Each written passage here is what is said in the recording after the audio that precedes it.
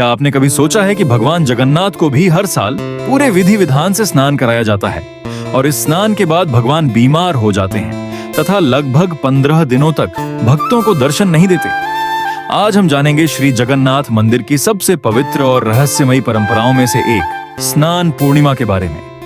स्नान पूर्णिमा ज्येष्ठ मास की पूर्णिमा के दिन मनाई जाती है।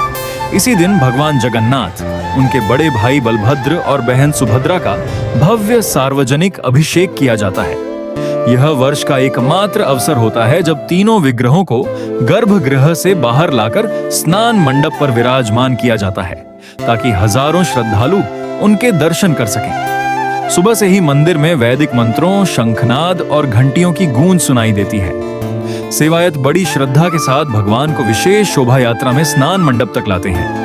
पूरा वातावरण भक्ति और उत्साह से भर जाता है। इसके बाद शुरू होता है दिव्य स्नान। परंपरा के अनुसार भगवान जगन्नाथ, बलभद्र और सुभद्रा का 108 पवित्र कलशों के जल से अभिषेक किया जाता है। यह जल मंदिर के एक विशेष पवित्र कुएं से लाया जाता है जिसे अत्यंत पवित्र माना जाता है। जल में चंदन, कपूर, सुगंधित पुष्प और अनेक पवित्र औषधियां भी मिलाई जाती हैं। मान्यता है कि यह स्नान केवल एक धार्मिक अनुष्ठान नहीं बल्कि भगवान के प्रति प्रेम, सेवा और समर्पण का प्रतीक है। स्नान के बाद भगवान को गजवेश या हाथी वेश में सजाया जाता है। इस अद्भुत रूप में भगवान का दर्शन अत्यंत शुभ माना जाता है। हजारों श्रद्धालु इस क्षण की प्रतीक्षा पूरे वर्ष करते हैं, लेकिन यहीं से शुरू होता है एक अनोखा रहस्य।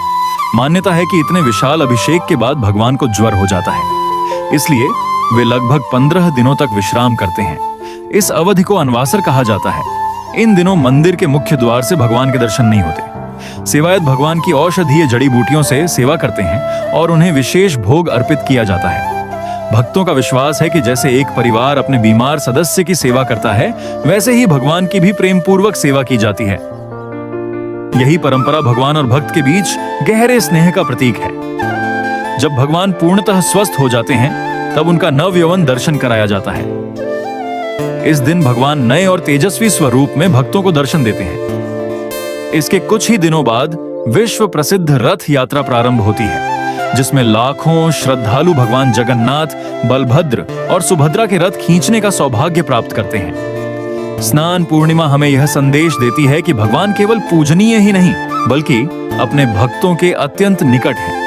वे भी हमारी तरह विश्राम करते हैं, सेवा ग्रहण करते हैं और अपने भक्तों के प्रेम को स्वीकार करते हैं। इसी कारण स्नान पूर्णिमा केवल एक पर्व नहीं बल्कि आस्था, सेवा, प्रेम और भक्ति का अद्भुत उत्सव है।